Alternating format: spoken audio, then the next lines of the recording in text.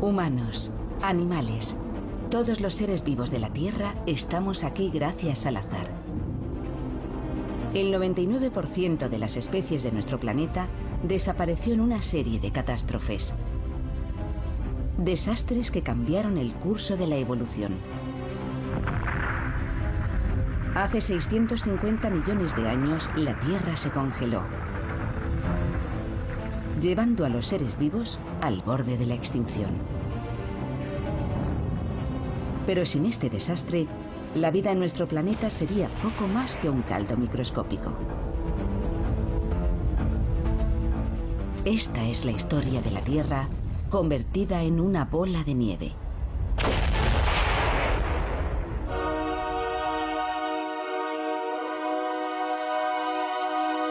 Catástrofe. La bola de nieve.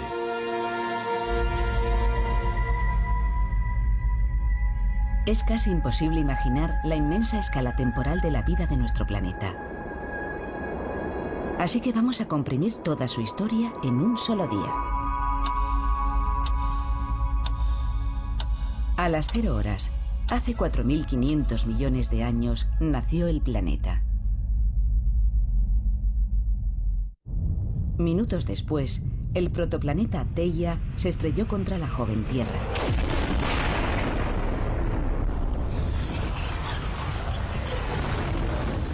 Y dio origen a la Luna.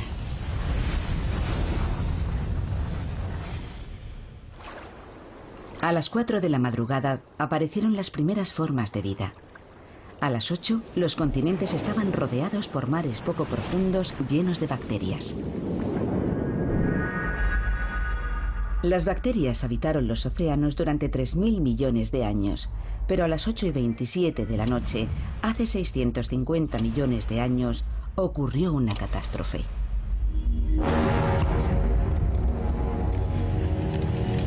El planeta se congeló.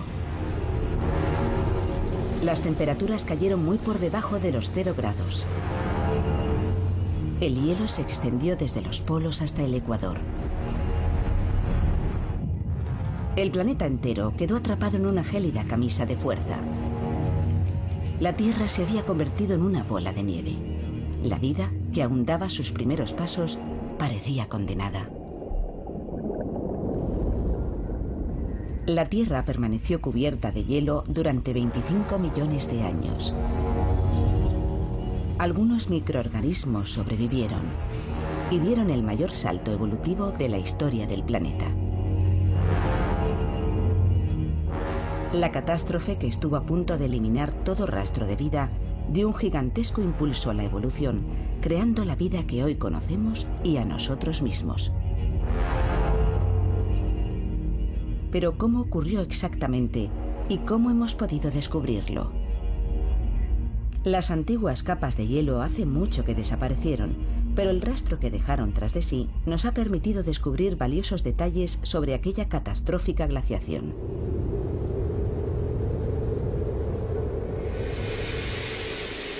Las pistas están escondidas en algunos de los lugares más remotos del mundo.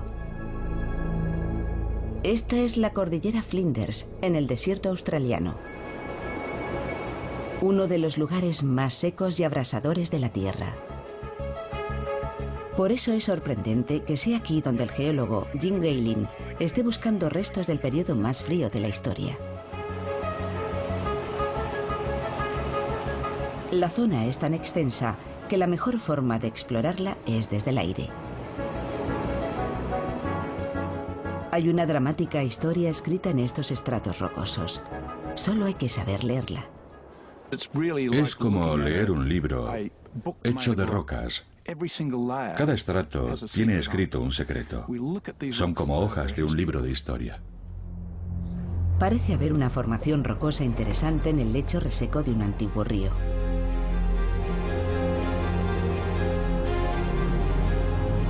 Es lo que Gaylin estaba buscando. Una roca de 650 millones de años de antigüedad. Lo que se denomina un bloque errático. Un bloque errático es una roca extraña que no debería estar entre sedimentos de barro o arena, sino entre derrubios o helechos de rocas. Pero aquí está. Puede parecer una simple piedra, pero su presencia demuestra que este ardiente desierto estuvo cubierto de hielo. Esta roca no debería estar aquí. En un entorno compuesto de barro, arena y grava, en condiciones normales sería imposible. Algo transportó este bloque errático hasta aquí durante miles de kilómetros. Y solo hay una fuerza que pueda trasladar rocas como esta a grandes distancias: el hielo.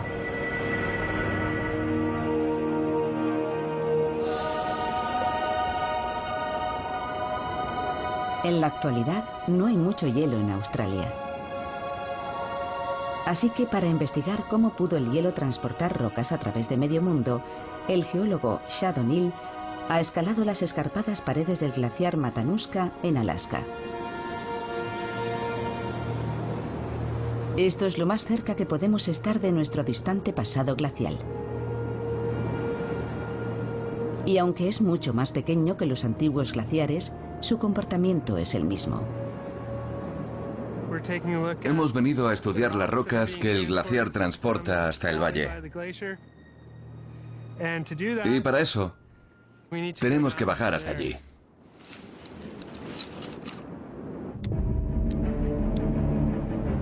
Los glaciares son excavadoras naturales. Destruyen todo lo que encuentran a su paso. Arrancan rocas en lo alto de las montañas y las empujan hasta los valles. Pueden transportar rocas del tamaño de un autobús durante muchos kilómetros. Los más largos tienen cientos, incluso miles de kilómetros, de modo que pueden trasladar piedras enormes a grandes distancias. Cuando el hielo se funde, deposita su cargamento en la base del glaciar. Este tiene cientos de metros de espesor y puede transportar miles de toneladas de rocas. Ha arrastrado todo esto desde las montañas. Cuando se deshiela, el paisaje que deja al descubierto parece arrasado por un equipo de excavadoras. Es el mismo proceso que transportó los bloques erráticos hasta la cordillera Flinders. Pero hay una importante diferencia. El glaciar Matanuska transporta las rocas unos 40 kilómetros.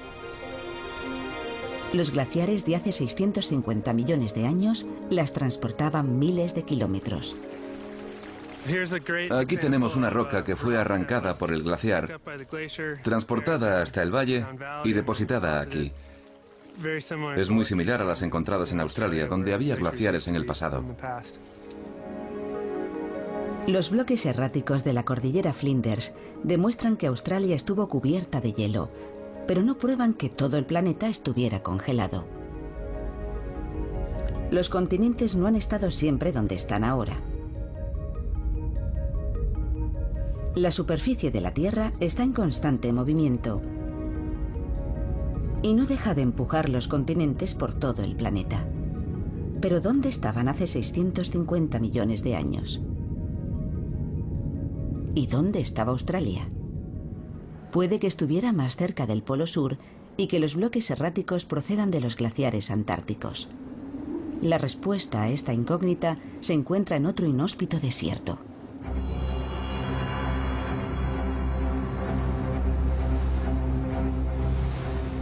El Valle de la Muerte, en el suroeste de Estados Unidos. El geólogo Joe Kirsvink, el creador del concepto de la bola de nieve terráquea, lleva 2 décadas reuniendo pruebas. Aquí hay rocas fundamentales para entender la historia de la Tierra. Son como un tesoro escondido.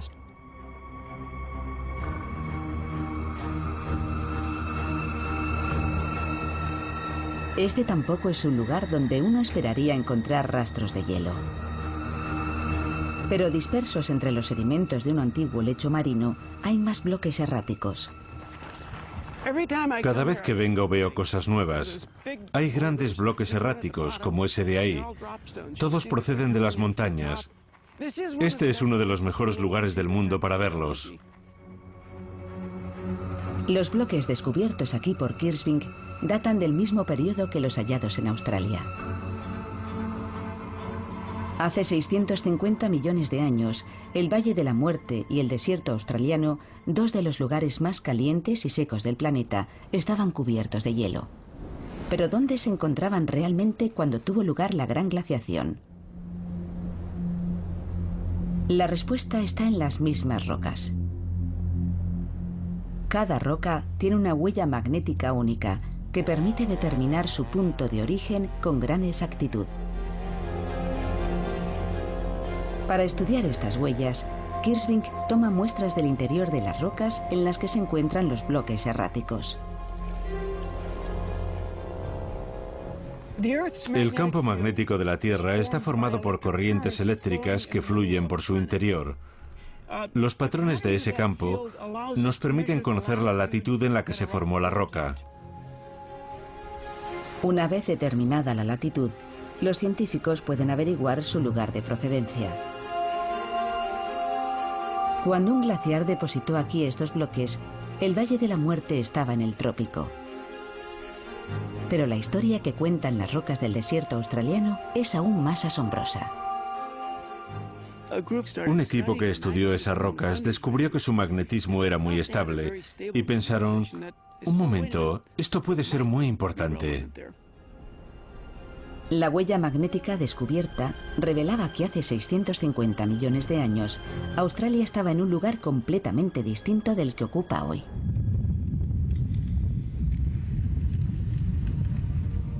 Cuando el planeta fue cubierto por la gran glaciación, Australia estaba cerca del Ecuador. Esta era la prueba que los científicos andaban buscando. Fue maravilloso. Era la primera vez que conseguíamos demostrar que hubo glaciares en el Ecuador.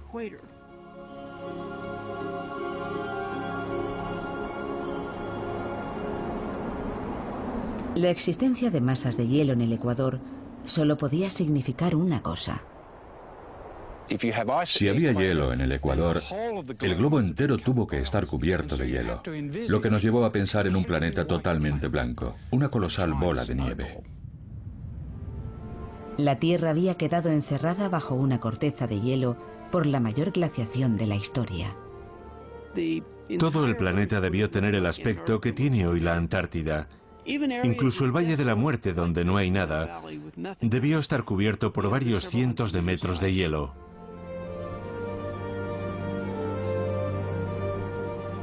¿Pero qué fue entonces de los organismos unicelulares atrapados bajo la densa capa de hielo y de nieve? Su futuro no parecía muy prometedor.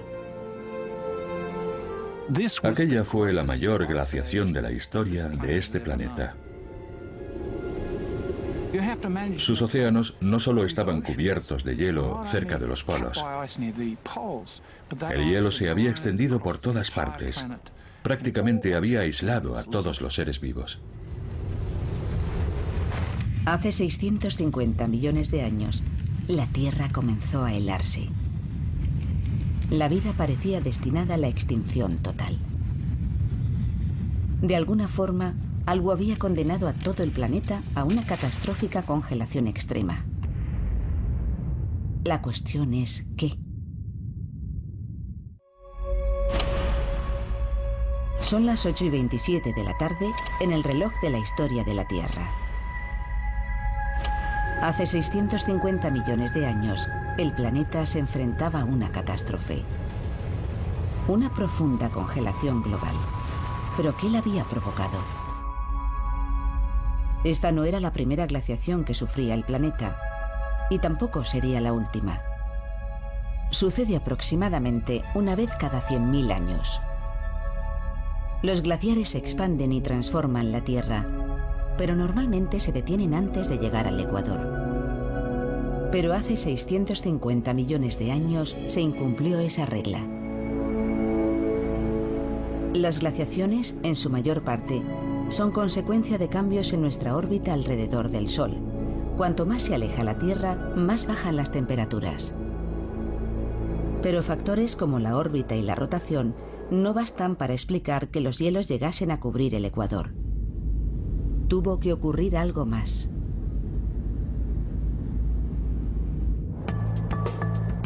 La culpable resultó ser nuestra atmósfera, concretamente los gases de efecto invernadero como el dióxido de carbono. Una alta concentración provoca un calentamiento global, mientras que unos niveles normales dan como resultado temperaturas moderadas. Un gas de efecto invernadero es cualquier tipo de gas que tiene la capacidad de convertir los rayos del sol en calor. Estos gases son increíblemente eficaces para mantener el planeta cálido, como hoy en día.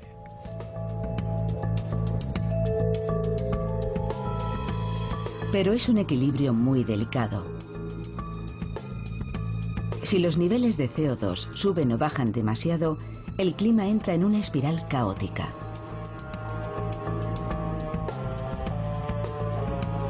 Si hay demasiado, el planeta se calienta, y si hay demasiado poco, se enfría. El dióxido de carbono es un gas muy importante. Es a la vez un problema y una solución.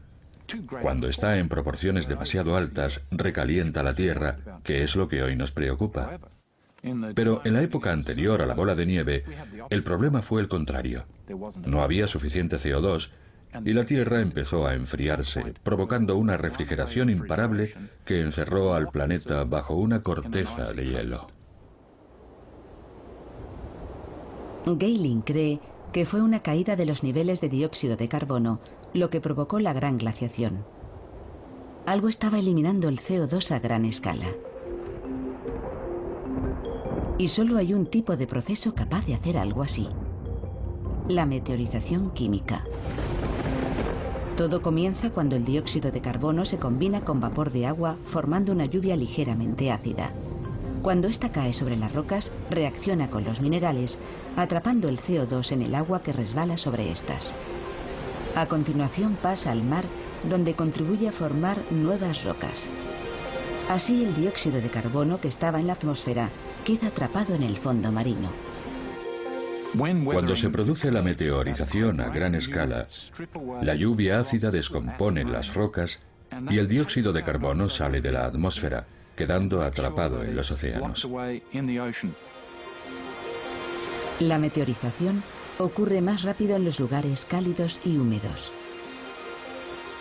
Normalmente, en las zonas demasiado al norte o demasiado al sur, la meteorización no es un factor determinante.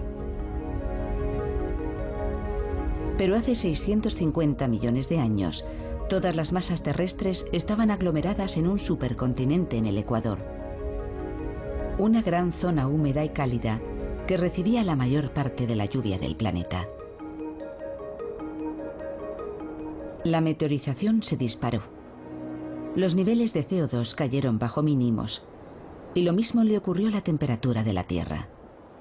Si el dióxido de carbono está siendo retirado de la atmósfera y no se repone, inevitablemente la Tierra se enfría. Normalmente, las plantas y los animales equilibran los niveles de dióxido de carbono de la atmósfera, impidiendo que la temperatura fluctúe en exceso. Pero hace 650 millones de años, la vida aún no había evolucionado en tierra firme, y en los océanos solo florecía en forma de bacterias. Y estas estaban contribuyendo a empeorar la situación. Hace 650 millones de años, este era un mundo de cianobacterias que vivían formando una capa cenagosa en el lecho marino. Las cianobacterias ya estaban en este planeta 3.000 millones de años antes de crearse la bola de nieve.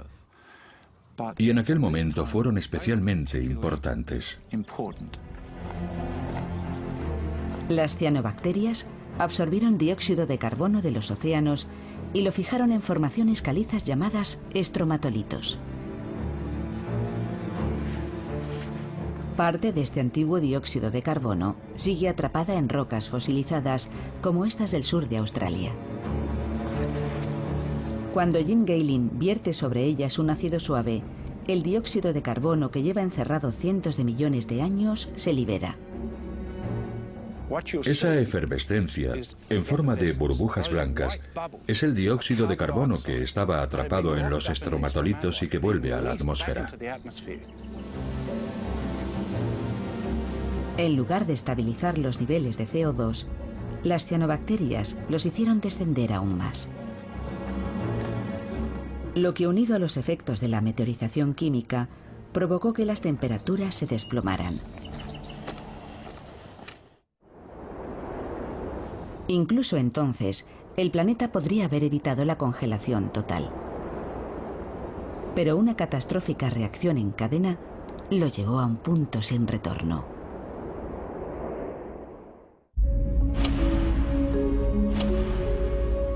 Son las 8:27 de la tarde en nuestro reloj terrestre. El planeta se está convirtiendo en una bola de nieve. Hace 650 millones de años. El hielo avanza desde los polos, como en todas las glaciaciones. Normalmente acaba deteniéndose, pero esta vez sigue su camino hacia el ecuador. Y al hacerlo, provoca una reacción en cadena que lleva las formas de vida primitivas al borde de la extinción.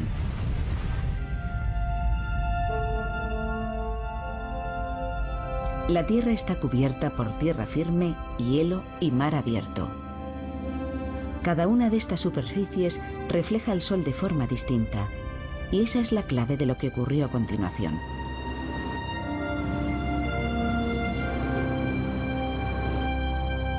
Estamos en el Ártico.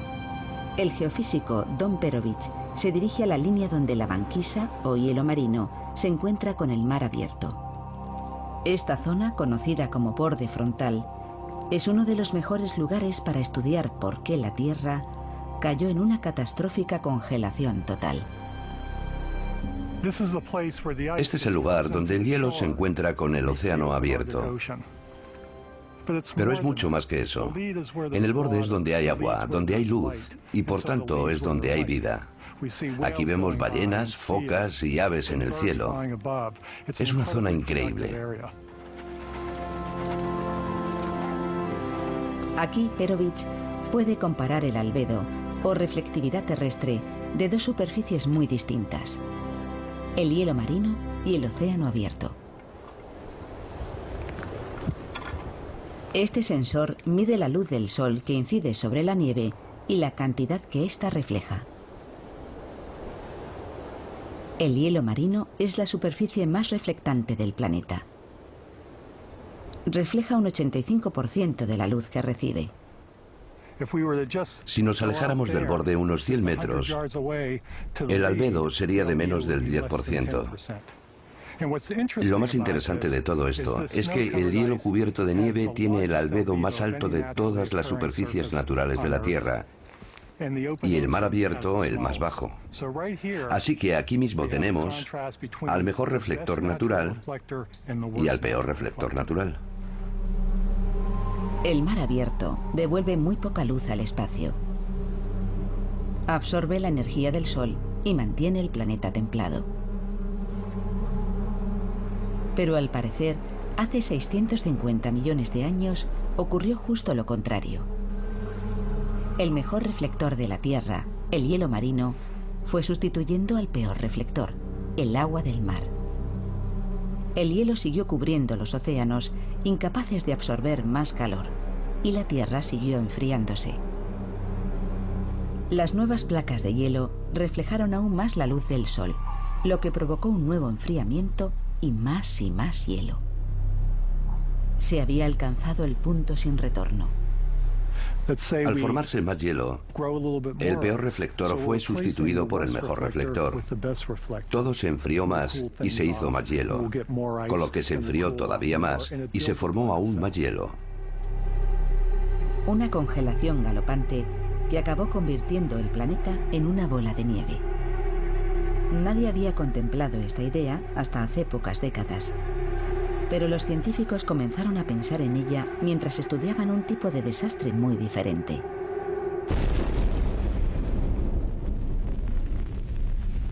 Una guerra nuclear. Durante la Guerra Fría, predijeron que una confrontación nuclear podría lanzar a la atmósfera humo y polvo suficiente para bloquear la luz del Sol y provocar una glaciación global.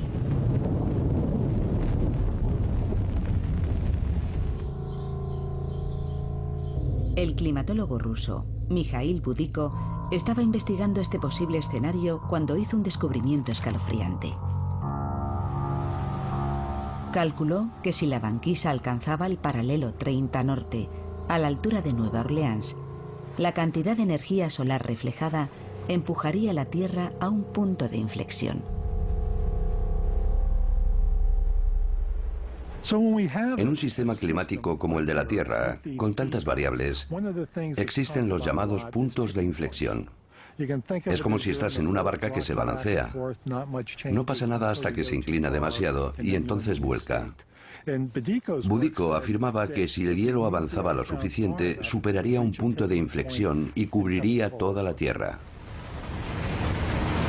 Los cálculos de Boudico indicaban que si el hielo alcanzaba ese punto de inflexión, el planeta no podría absorber el calor suficiente para frenarlo. La Tierra quedaría encerrada en una coraza helada. Y al parecer, hace 650 millones de años, fue exactamente eso lo que ocurrió. En lugar del mundo que tenemos hoy, debió ser algo similar a esto. Una gran extensión blanca de infinitos bloques de hielo totalmente cubierta de nieve. Es difícil imaginar el alcance del desastre que debió suponer la gran glaciación.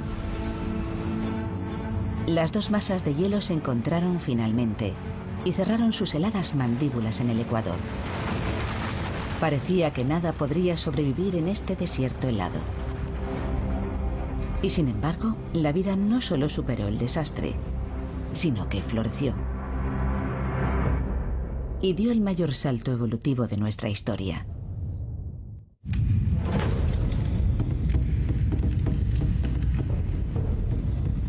Son las 8:28 de la tarde, en el reloj que representa la historia de la Tierra. Profundamente enterrada bajo el hielo, la única forma de vida que había en el planeta afrontaba un duro dilema: adaptarse o morir. Tras 3.000 millones de años de evolución, las bacterias se enfrentaban a la extinción.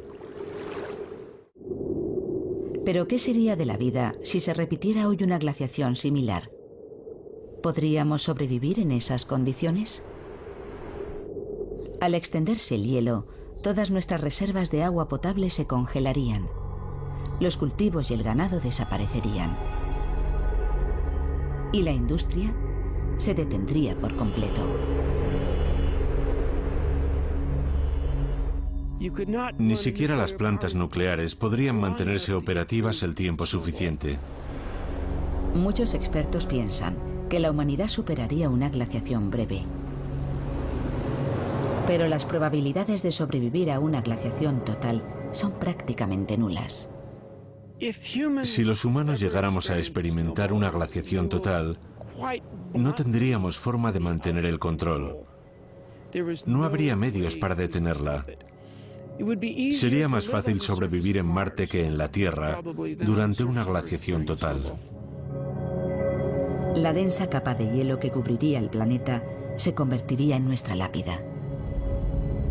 Hace 650 millones de años, la única forma de vida que se enfrentaba a la extinción eran las bacterias, e incluso su supervivencia parecía improbable. Pero aquí estamos. Es evidente que sobrevivieron. La cuestión es, ¿cómo?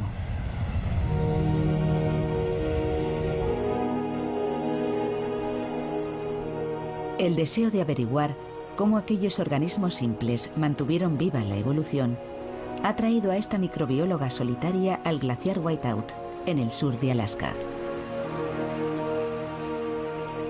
Hazel Barton se pregunta cómo pudieron sobrevivir las bacterias a una prolongada congelación. Su objetivo es encontrar rastros de vida en unas cuevas heladas aparentemente vacías. Siempre se ha pensado que en estas cuevas no había vida. No había nada, pero están repletas de microorganismos. Barton busca microbios vivos en esta cueva de hielo para comprender cómo sus antepasados sobrevivieron al mayor de los desastres climáticos hace millones de años. Ya en la entrada hay partículas de polvo alojadas en el hielo, lo que crea una superficie en la que pueden sobrevivir los microbios. Esta cueva se encuentra debajo del glaciar. En su interior la temperatura es de 4 grados bajo cero. Los organismos que viven en condiciones tan duras reciben el merecido nombre de extremófilos. Barton toma muestras de los microbios sepultados en los sedimentos de las rocas heladas. Estoy buscando sedimentos que puedan contener microbios que nunca hayan estado expuestos al calor. A estos organismos les encanta el frío y de hecho han evolucionado para vivir en estas condiciones de frío. Si ahora los llevásemos a la luz del sol, sin duda morirían. Sería como si nos abandonaran a nosotros en mitad de un desierto. Barton espera que esta cueva pueda arrojar luz sobre la forma en que los microbios se adaptaron a la bola de nieve. La mayoría de las superficies expuestas debieron tener un aspecto parecido a esto. Así que tenemos delante el tipo de entorno al que debieron adaptarse los organismos supervivientes. Y no solo vivían sobre el hielo, también lo hacían en su interior. La luz penetra unos metros en el hielo, y eso es suficiente para que estos microbios prosperen. Estamos bastante cerca de la entrada. Yo diría que aún entra la cantidad suficiente de energía solar para que crezcan las cianobacterias. Probablemente sigan viviendo en el hielo.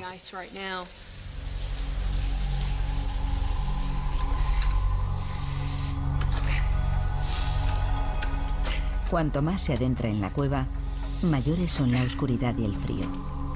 Pero incluso aquí sigue habiendo vida. Esto parece una comunidad de cianobacterias. Son increíblemente resistentes y muy capaces de sobrevivir en las condiciones más duras que uno pueda imaginar. Durante la gran glaciación, el hielo llegó a tener miles de metros de espesor.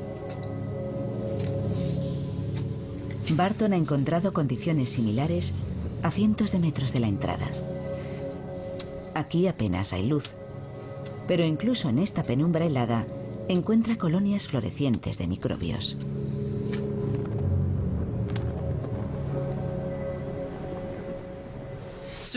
Estos microorganismos han tenido que adaptarse para obtener energía donde no llega la luz del sol y la extraen de la roca misma.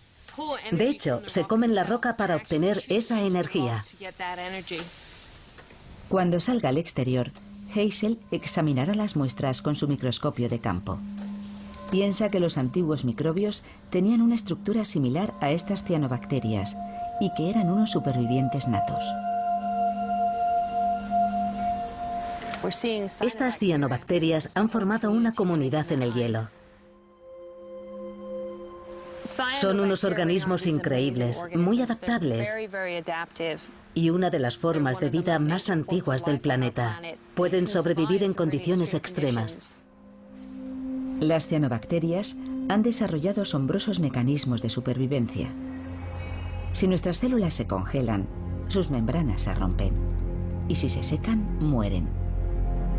Pero las cianobacterias han desarrollado una estructura celular que impide que se rompan, incluso en las condiciones más difíciles.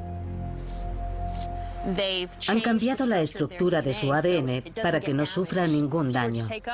Si nuestro cuerpo se secara, nuestro ADN sería irrecuperable.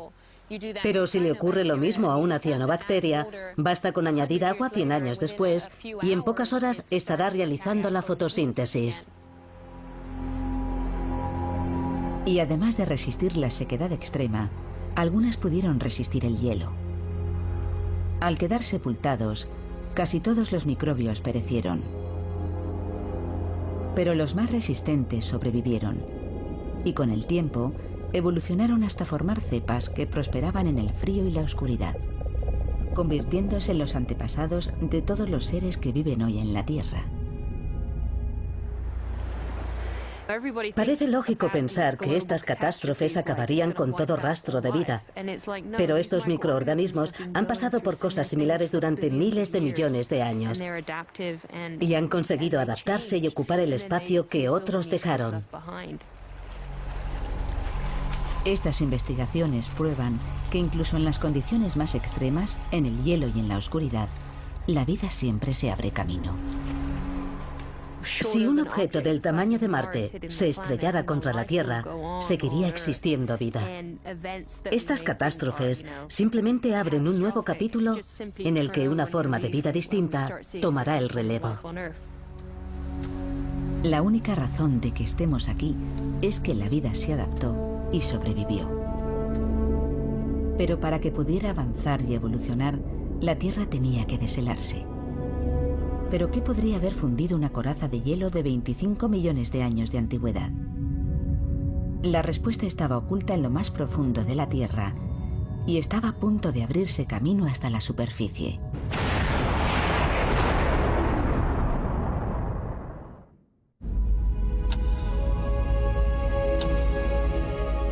Son las 8:35 de la tarde en nuestro reloj de la historia. El planeta ha permanecido cubierto de hielo casi 25 millones de años. Pero a las 8:37 ocurre algo asombroso. La superficie helada empieza a fragmentarse. Algo está calentando la Tierra, pero no es el Sol.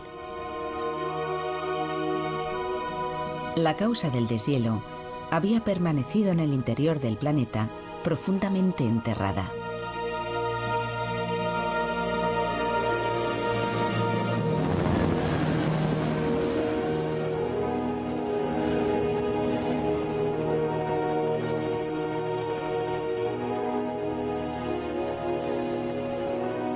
Estamos en Alaska, en las Islas Aleutianas, una de las regiones con más volcanes del planeta.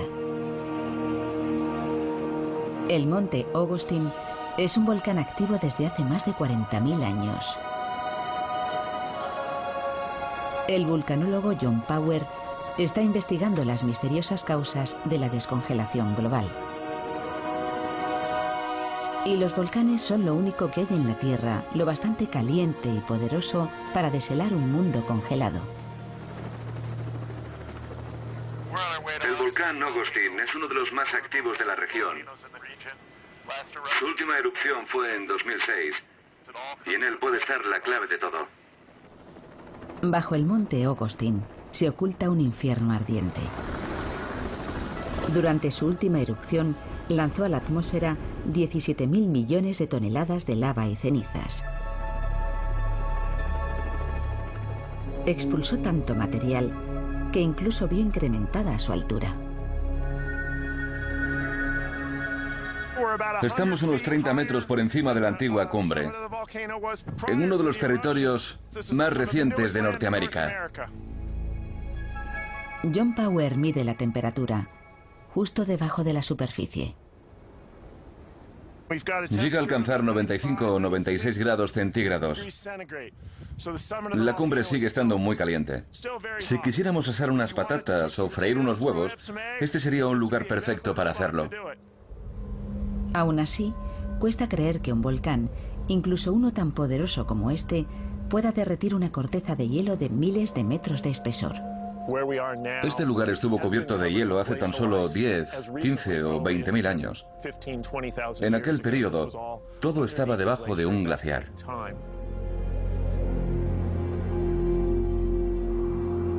Cuando Power examinó las rocas volcánicas, descubrió pruebas de que hace 24.000 años una erupción atravesó la masa de hielo. No sería difícil para un volcán como el Augustine o cualquiera de sus vecinos hacer saltar una capa de hielo de varios kilómetros de espesor. Sabemos que es posible porque lo hemos visto. El volcán Grímsvötn en Islandia está cubierto por un glaciar, pero en 1996 se abrió paso hasta la superficie atravesando más de 800 metros de hielo. Los chorros de gases y cenizas hicieron un gigantesco agujero. El calor generado desencadenó un monstruoso deshielo que durante 5 horas provocó riadas de hasta 45.000 toneladas de agua por segundo. Pero a escala global, cuando todo el planeta estaba congelado, unos pocos agujeros no habrían tenido el menor efecto.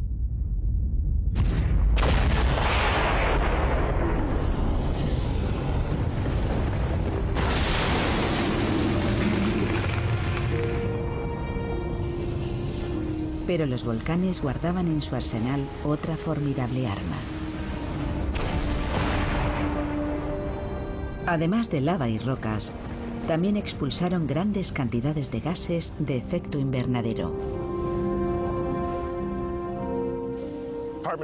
El dióxido de carbono es uno de los gases dominantes emitidos por los volcanes.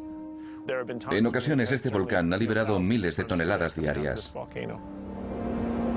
El Ogostin es insignificante comparado con los volcanes que rompieron la gran corteza de hielo. Los científicos creen que miles de volcanes liberaron miles de millones de toneladas de dióxido de carbono.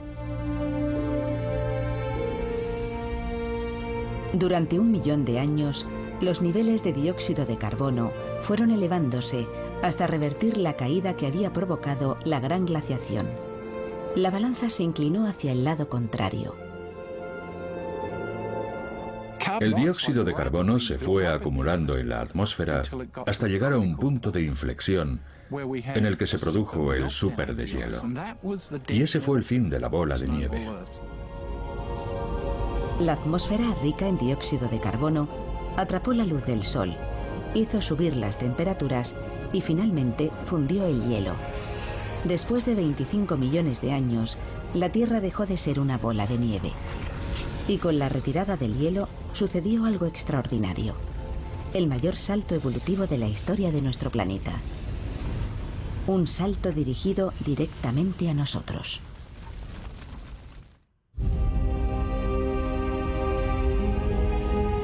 Los volcanes habían liberado a la Tierra de una profunda glaciación global. Sus erupciones expulsaron miles de billones de toneladas de dióxido de carbono a la atmósfera. El CO2 capturó el calor del Sol, calentó el planeta y fundió el hielo. La Tierra, por fin, había dejado de ser una bola de nieve. En los océanos, algunos organismos unicelulares habían sobrevivido a la prolongada congelación. Y ahora iban a ser la llave de un cambio extraordinario. 3 millones de años después del fin de la glaciación, el nuevo clima templado desencadenó una explosión evolutiva espectacular. Las bacterias unicelulares evolucionaron dando origen a seres multicelulares.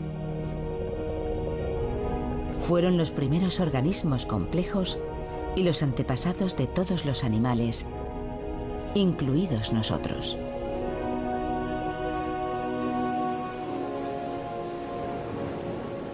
La bola de nieve debió ser el momento más próximo a la extinción de las primeras formas de vida. Pero a pesar de todo sobrevivieron. Y no puede ser una coincidencia que poco después de las últimas fases de esta gran glaciación global aparezcan los primeros seres de gran tamaño. Todo parece indicar que estas catástrofes medioambientales impulsaron las formas de vida que podían evolucionar hacia la creación de organismos multicelulares. La bola de nieve, lejos de ser una catástrofe para la vida, desencadenó una revolución, y la clave fue el oxígeno. Antes de la gran glaciación, el nivel de oxígeno era tan solo de un 1%, demasiado poco para mantener organismos complejos. Pero después del deshielo se disparó hasta un 21%. Este aumento pudo ser el resultado de cambios químicos durante la edad de hielo. Los rayos ultravioleta del Sol habían hecho reaccionar a las moléculas de agua del hielo, produciendo un compuesto químico llamado peróxido de hidrógeno o agua oxigenada, que permaneció fijado en el hielo hasta que éste empezó a fundirse.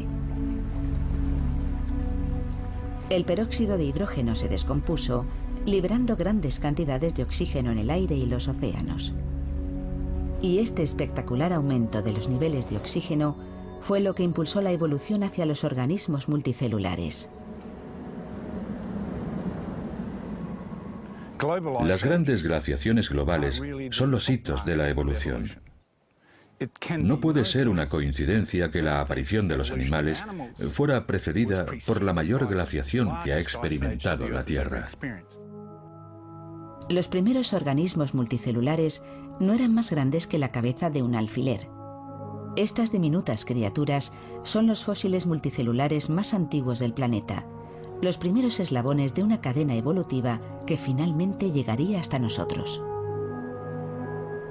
A lo largo de millones de años, en una nueva atmósfera rica en oxígeno, aquellas criaturas se fueron volviendo más y más complejas. En Australia, Jim Galen estudia los fósiles de los seres que heredaron el planeta después del deshielo. Después de la bola de nieve, vemos una revolución en la historia de la vida. Por primera vez, podemos ver fósiles de criaturas grandes, criaturas que se ven a simple vista. Son los primeros animales de la Tierra. Esta primitiva criatura marina es uno de los primeros organismos multicelulares complejos. Vivió unos 50 millones de años después del fin de la bola de nieve. Está completo. Podemos ver el vientre, la cabeza y estos segmentos increíblemente finos extendidos sobre el lecho marino. Todos los animales de la Tierra, incluidos nosotros, descendemos de criaturas como estas. Son las primeras formas de vida que tuvieron patrones celulares y estructuras corporales similares a las nuestras. Cabeza, cola, vientre, espalda. No son necesariamente nuestros antepasados directos, pero sí los primeros seres que representan la línea biológica que conduce hasta nosotros. Organismos similares estaban evolucionando por todo el planeta, dando el salto de la vida simple a la vida compleja. Existía vida desde hacía más de 3.000 millones de años. Pero aquella glaciación desencadenó la evolución de la vida compleja. De no haber sido por ella, hoy tan solo habría un caldo bacteriano y no estaríamos aquí sentados hablando de esto. De modo que, si tuviera que elegir un momento crucial de la historia de la vida que hizo que cambiara todo, elegiría la bola de nieve. De un caldo bacteriano, pasamos a una explosión de vida de una increíble y gloriosa diversidad. Todos los seres vivos somos el resultado directo de una glaciación profunda y devastadora, que estuvo a punto de destruir todo rastro de vida en la Tierra, pero que terminó dando origen al mundo que hoy conocemos. Debemos nuestra existencia al mayor desastre climático que ha experimentado el planeta. Sin la bola de nieve, nosotros no estaríamos aquí.